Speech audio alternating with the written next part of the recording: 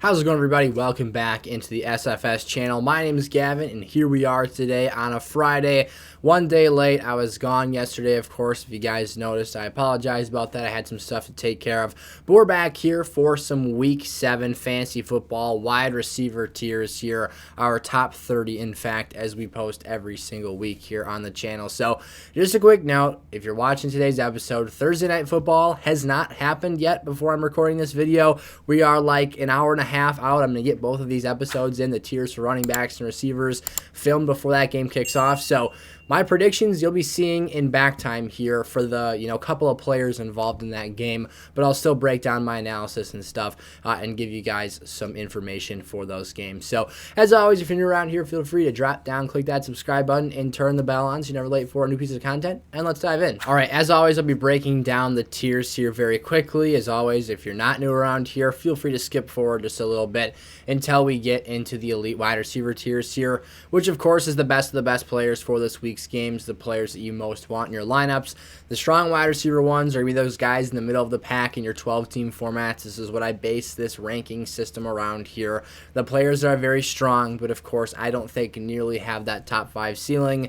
Bubble wide receiver ones are guys that I could see going between the top 12 range or the 13 through 24 range. There's a ceiling and a floor component. One of the two will play out here. Rinse and repeat for the different numeric values from from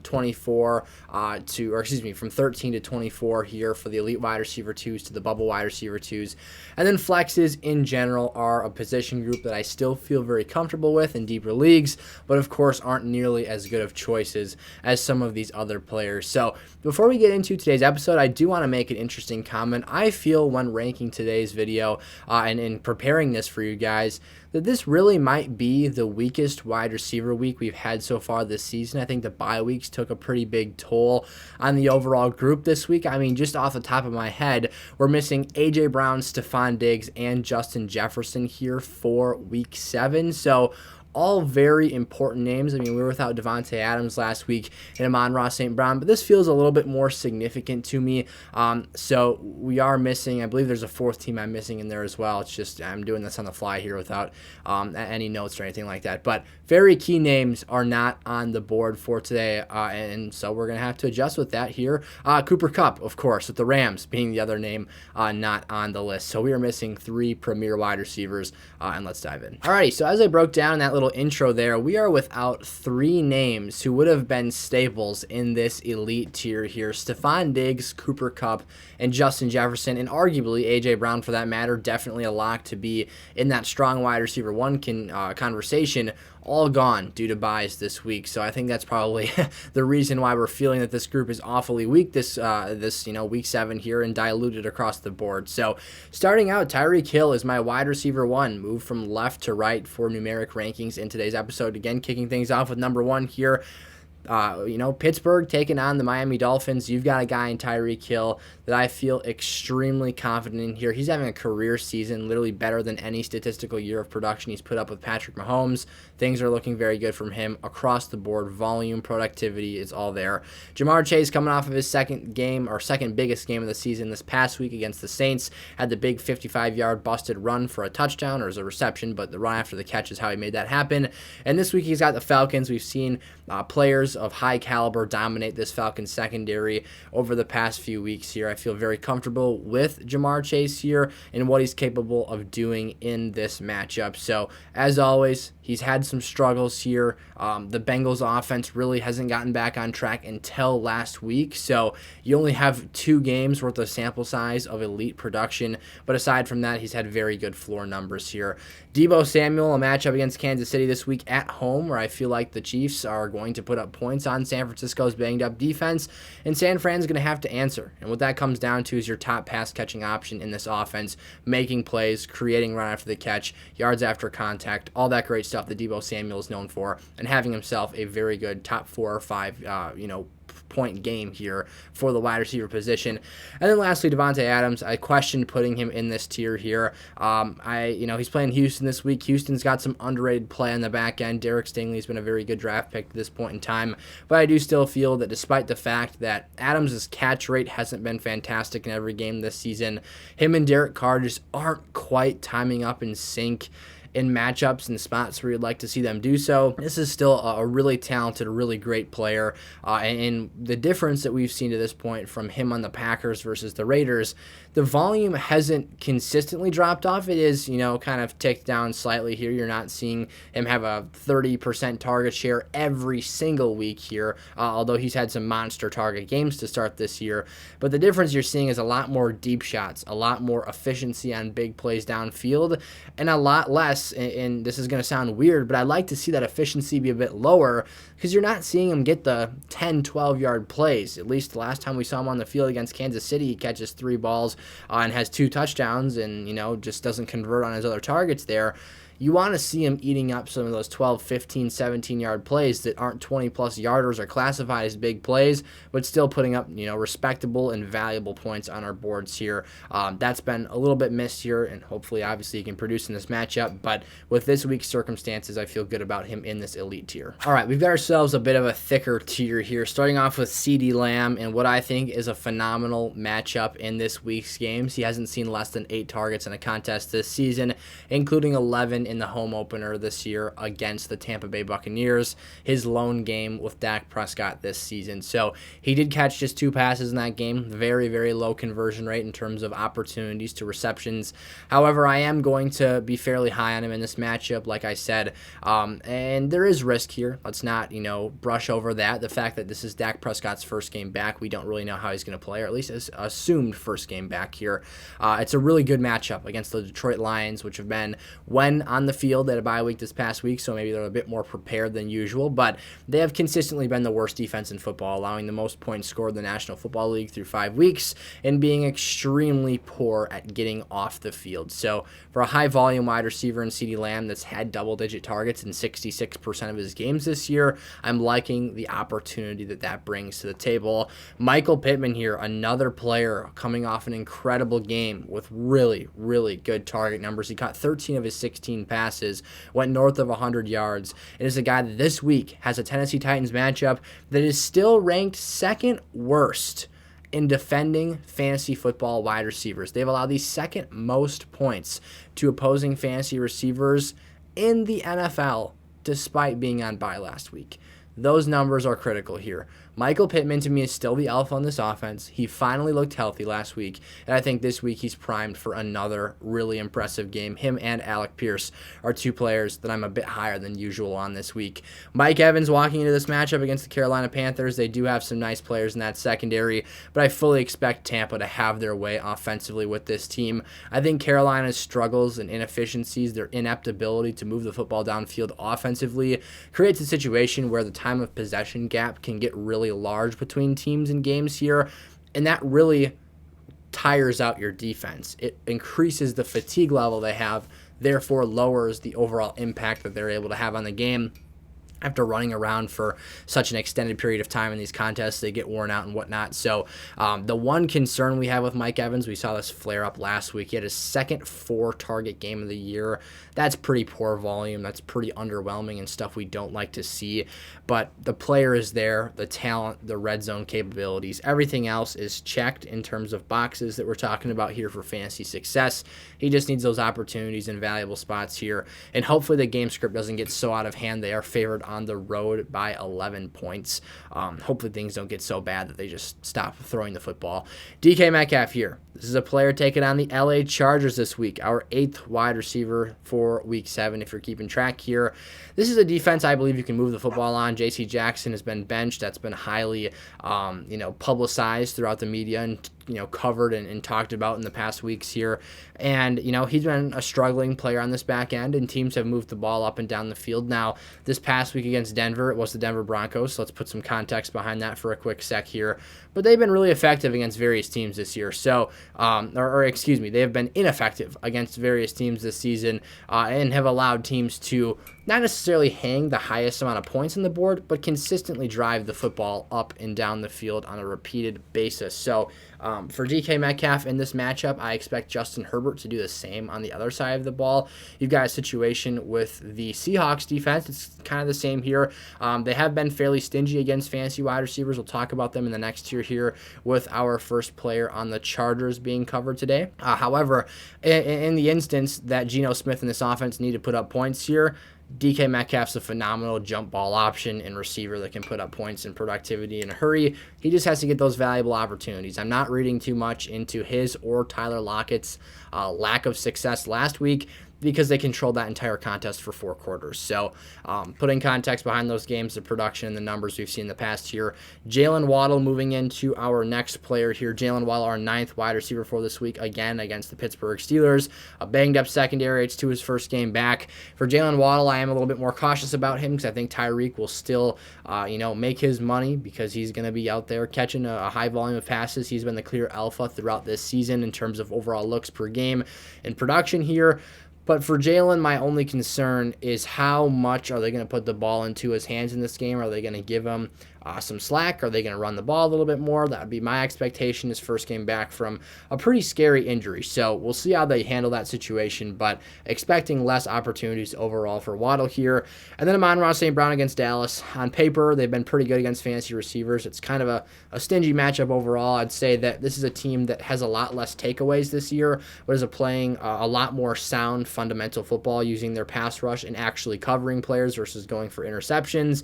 Trayvon Diggs hasn't been getting fried and barbecued nearly as much. So I think it's really hard to win vertically against this team. I think it's a situation where their pass rush doesn't allow you time to have a full 5 to 7 step drop back and throw that ball downfield. But the great thing about ARSB here is that you don't have to do that. This is a quick off the ball player that runs high level routes and is able to separate quickly from corners out of the slot versus having to push the ball downfield and make large receptions in that fashion. So I think his skill set is one of those that is more beneficial for this type of a matchup. So I'm keeping my eye on him as a a strong wide receiver for this week, kind of on the fringe or bubble cusp, whatever you want to call it, of this tier though. Next up here, we've got the bubble wide receiver one. So guys, again, they could go either way. This is a smaller group. I believe this is our smallest group in today's episode. Mike Williams for me is just a boom bust player in his nature. We've seen a really good cornerback play lately from the Seahawks team. Woolen made one of the most impressive interceptions I've seen all season a week ago, guarding Marquise Brown on the play that injured him for an extended period of time. And no, I'm not the idiot that sits back here and says that because a player can intercept a ball or make a spec catch that he's an elite level cornerback, but they've been getting solid cornerback play and it's been improving here since week 1. My one concern with Mike Williams is that against higher end cornerback play, he tends to struggle to separate a bit more, as any receiver would. But of course, the best of the best, the guys that really hit on their ceiling, and in projecting this here, you look at this stuff, is that he tends to need to rely on his physical stature a bit more to go up and make those contested grabs. And if he's not open per se, Herbert's not always going to throw him the ball. So I worry in this matchup, with still the door being opened a little bit for Keenan Allen to return. We're actually going to talk about him today in a tiers list for the first time in a while because I think it's the best opportunity that he legitimately has to return. I'll get to that later. I apologize. I just smacked the microphone. But the point being here that Mike Williams is going to be boom or bust. I think that there's really a lacking middle ground in this matchup especially. So I think the bubble tier fits him perfectly here. And then Chris Godwin, I can always trust his floor. His floor is more so being a stable wide receiver too. But his ceiling is getting into this top 12, which is why we have him in the bubble wide receiver 1 territory. Now, this is a player who had a season high 12 targets, broke the double-digit point threshold in half PPR last week. Everything is trending up. He out-targeted Mike Evans 12-4. So liking what we're seeing here, of course, but this is a matchup that could easily go either way. I apologize. I forgot to add T. Higgins into this tier, who is actually in this grouping for me as well this week. For T, last week we were a bit cautious and pessimistic in terms of his level of production ability because of his ankle injury. Nothing wrong with the matchup or T. Higgins. It was simply the fact that, cutting is very difficult on injured ankles, but the injury designation has been removed. He has practiced in full this week, and things seem to be trending in a positive manner. So I'm not, ready to go full bore on T here, but I do think he deserves a spot back in starting lineups, especially seeing second-tier coverage from the Falcons this week. If he is truly healthy, he should get out there, make an impact on this game, and put up some nice points for your teams. All right, now we're going to dive into the elite wide receiver 2s category here, starting out with Tyler Lockett, again in a matchup against the Chargers secondary where I feel Geno Smith can move the football on this team. I really do. And you've got a situation, though, the real risk factor for me here is that Tyler Lockett did miss Wednesday's practice with a hamstring, something that we saw get talked about a little bit last week. So that could definitely derail this week here. I'm going to throw that out there and just, kind of let you guys consume that and, digest what that means for your teams. But there is a high level of upside here. Tyler still got vertical targets last week. I kind of joked about this. I think it was in the lessons learned video. Maybe it was somewhere else. But you hear the expression hitting your head on the goalpost. Tyler Lockett was getting like post patterns thrown downfield to him last week multiple times, at least that I saw on NFL Red Zone. I didn't sit down and specifically watch that game for 60 minutes, but I did catch the highlights and the important key pieces of that game. And Smith, on one of the plays, targets Lockett on a vertical passing pattern deep downfield and literally ran him straight into the field goal post. So I thought that was pretty funny. It was too bad that he couldn't catch that touchdown pass because we had him as a start last week, but be mindful of the hamstring issue and his injury status. Keep an eye on that heading into this week's games. But I do think there's good opportunity here. He's had 10 or more points in 4 out of 6 weeks here and hasn't been, the same boom or bust player that we've been accustomed to seeing him be with Russell Wilson. Amari Cooper here. This is an extremely talented player with a huge ceiling. The floor is just kind of tough to predict. It's hard to know in what matchups he's going to get stymied. And we tried to play around with that early in the season, but what I quickly realized is that this Browns passing dynamic can shift wildly from week to week here. I think that this is a chance against a team in Baltimore that should score points, where they'll have a need to pass the football and put up production down the stretch of this game. He has a 27.9% target share right now, which ranks 9th, so top 10 in the National Football League. All that stuff is great here, of course. The main problem, if you even want to call it that, is just that you're relying on Jacoby Brissett versus Deshaun Watson. So for Amari Cooper here, it's really going to come down to if he makes a big play, or how much volume he gets in this matchup, or if he scores a touchdown. Last week he got bailed out late with a grab that I thought was a questionable touchdown call. I had him on a couple teams and a couple lineups just because of injuries and bye weeks. I needed to have him in there. Was thankful to see him put up those points regardless. So hoping for that stuff and more continued success in production this week. But there is, of course, always risk there, as is there with Courtland Sutton here, our wide receiver 16 for this week.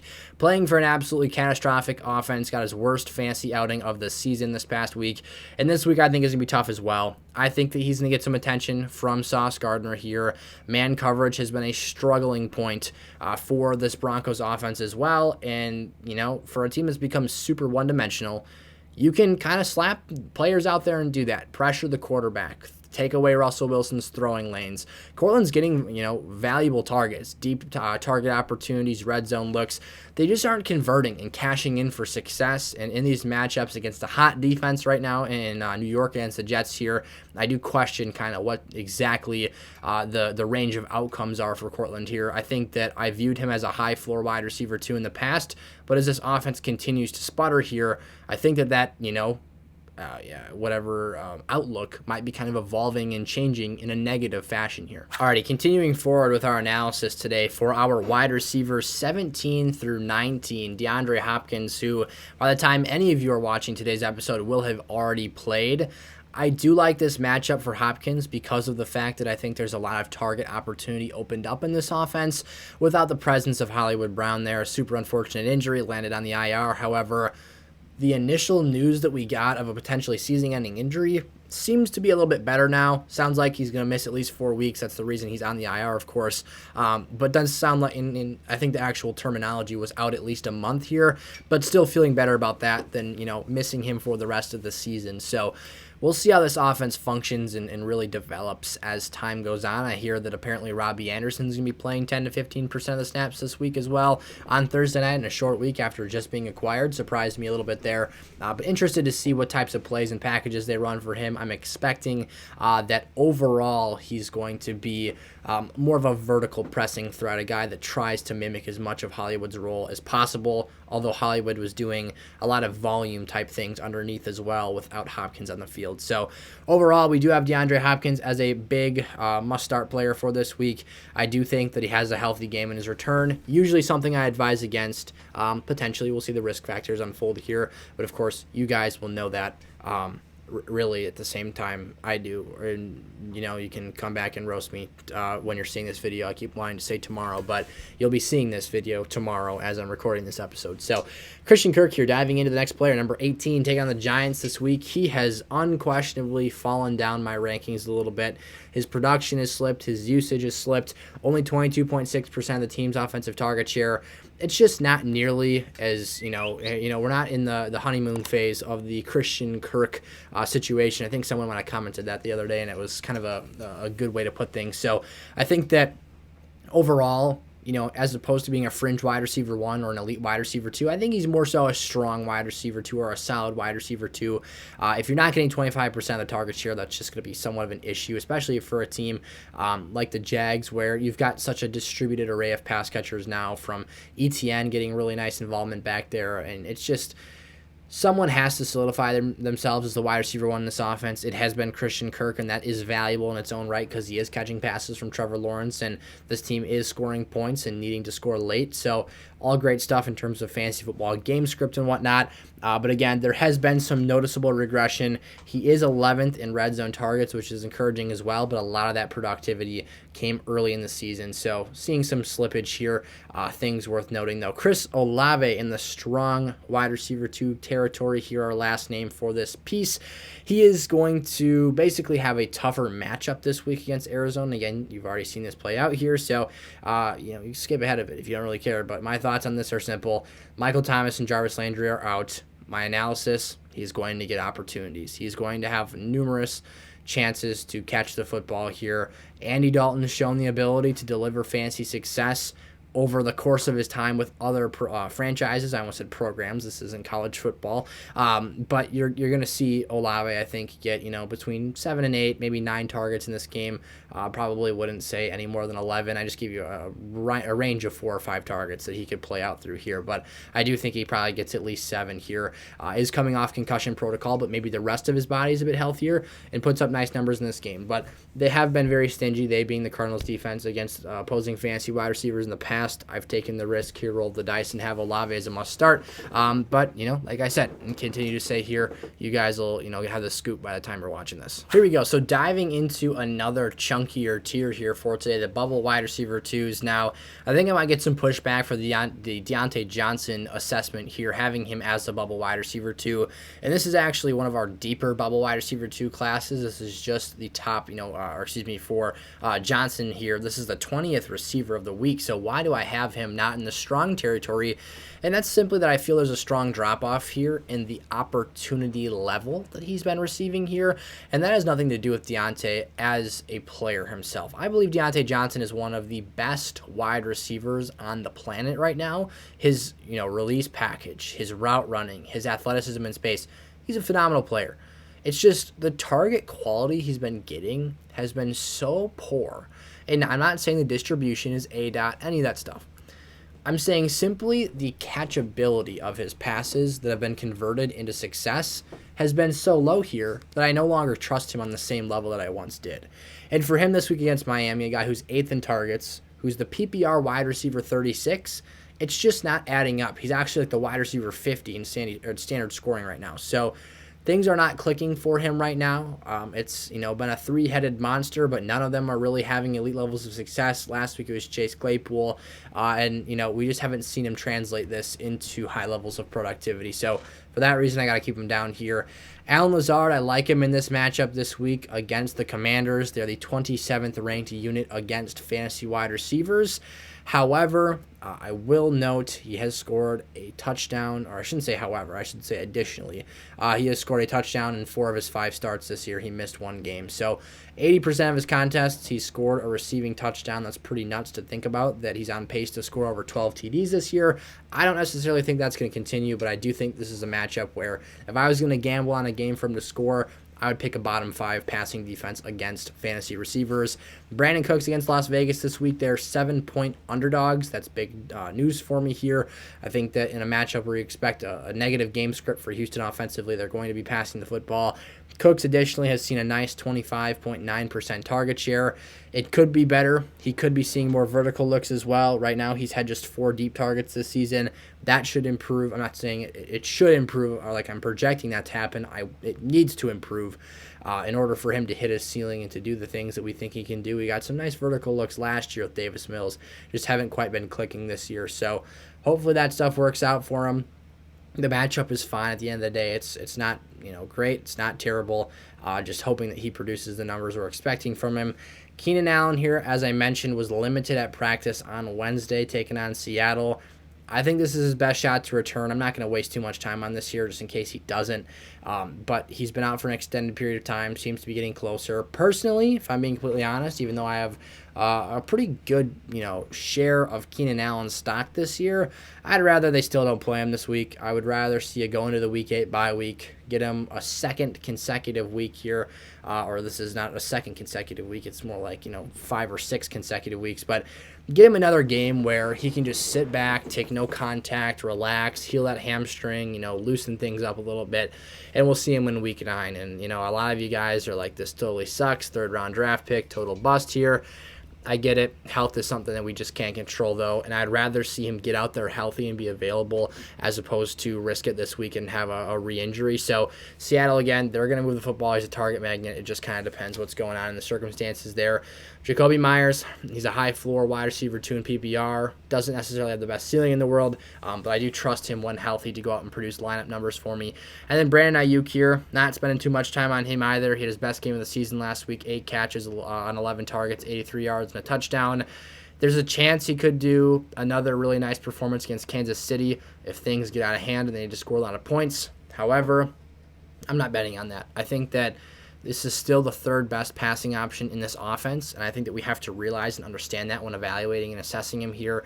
So I think it goes, obviously, Debo, then Kittle, then Ayuk, and he's phenomenal after the catch. He's a really talented, excellent player, excellent playmaker, but it is a lot to ask him to do those type of things 2 weeks in a row, especially for a team that has a run-first identity. Alrighty, in our last tier for today, the flex-level wide receivers, kicking it off with Romeo Doubs. Now, I said this in the sits episode, if you checked it out this week.